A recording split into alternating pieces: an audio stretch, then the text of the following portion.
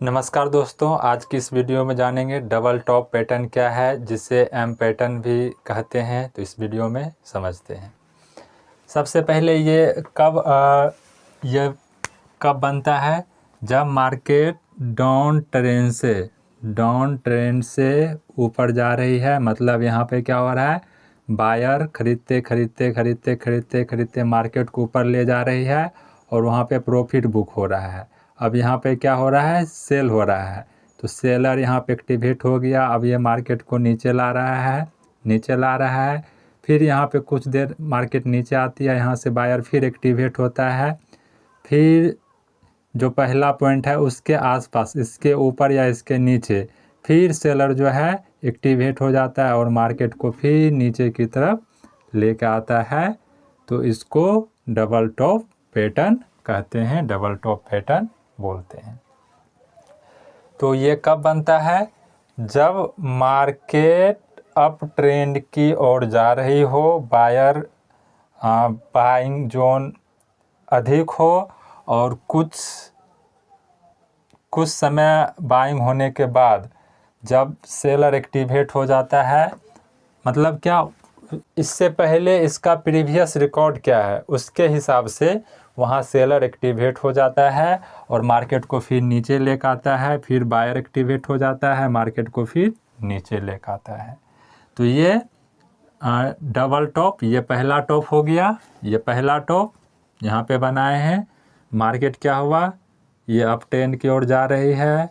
यहाँ पे मार्केट कुछ देर बिताया, प्रीवियस सपोर्ट रेसिस्टेंट को देखते हुए यहाँ पे मार्केट आया, सेलर यहाँ पे एक्टिवेट हो गया और यहाँ से फिर बायर एक्टिवेट हो गया।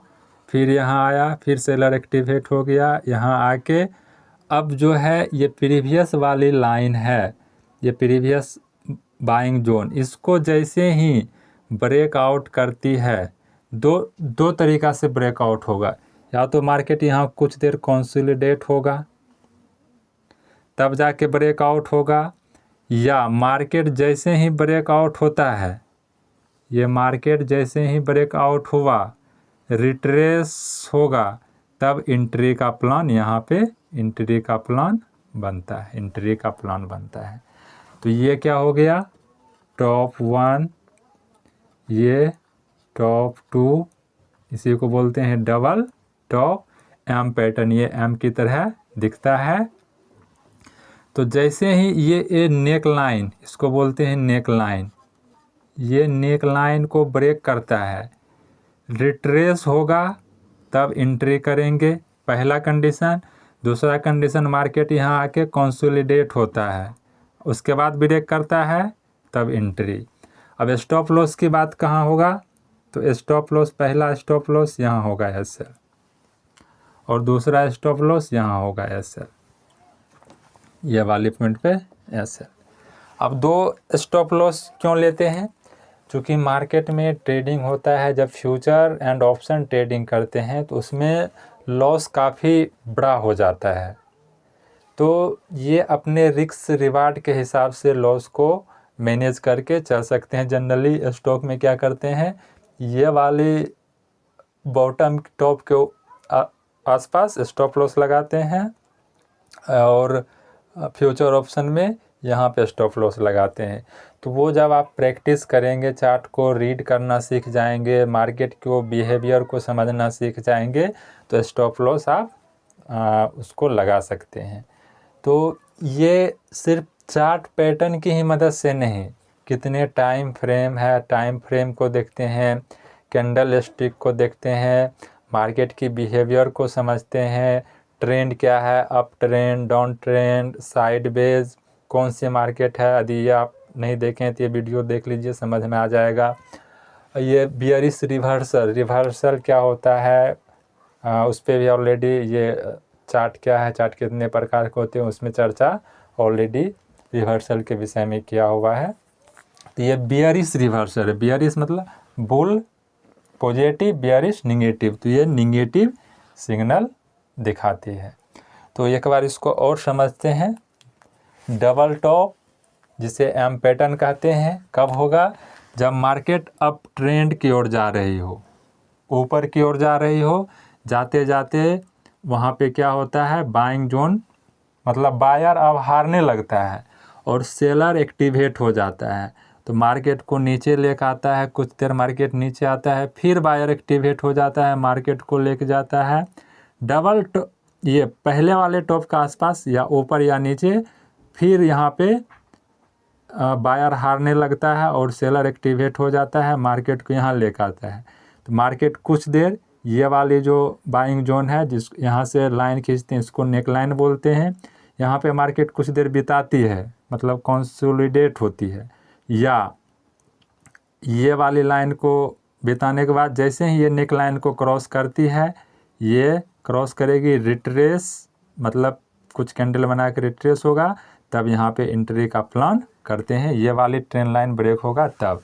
स्टॉप लॉस अपने अपने हिसाब से रख सकते हैं। एक ये यहाँ पर जो मार्केट बिताई कंसोलिडेट हुआ, यहाँ पे रख सकते हैं, या यदि आपका रिस्क रिवॉर्ड के अपने हिसाब से दूसरा स्टॉप लॉस यहाँ रख सकते हैं।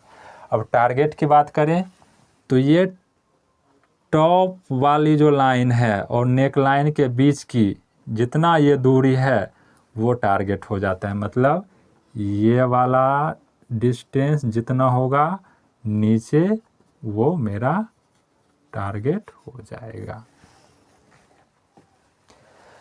तो इस पे समझना थोड़ा आसान है, बट जब आप चार्ट को रीडिंग करते हैं तो वहाँ बारीकी से समझना पड़ता है। जितना आप चार्ट प्रैक्टिस करेंगे, ऐसे तो मैं सोचा इसी वीडियो के साथ चार्ट को भी इंक्लूड कर दूं, मगर वीडियो बड़ा हो जाएगा, तो चार्ट को, जो रियल चार्ट है उसको अलग से समझेंगे, क्योंकि ये फिर अलग अलग फॉर्म में हो सकता है। कोई ज़रूरी नहीं, मान लीजिए कि ये यहाँ आया, ऐसे हुआ, यहाँ आया, फिर ये टॉप के बराबर नहीं आया, उससे नीचे ही रह गया, तो ये भी तो एम की तरह दिख रहा है, ये भी तो डबल टॉप बना रहा है। या फिर मार्केट यहाँ आया, ऐसे आया, या इसके ऊपर आके फिर बाउंस बैक आ गया, तो पहला टॉप, दूसरा टॉप, ये भी तो एम की तरह ही दिख रहा है। तो इस तरह से अलग अलग फॉर्म बनते हैं। तो ये डबल टॉप पैटर्न, जिसे एम पैटर्न भी बोलते हैं, आशा करता हूँ समझ गए होंगे।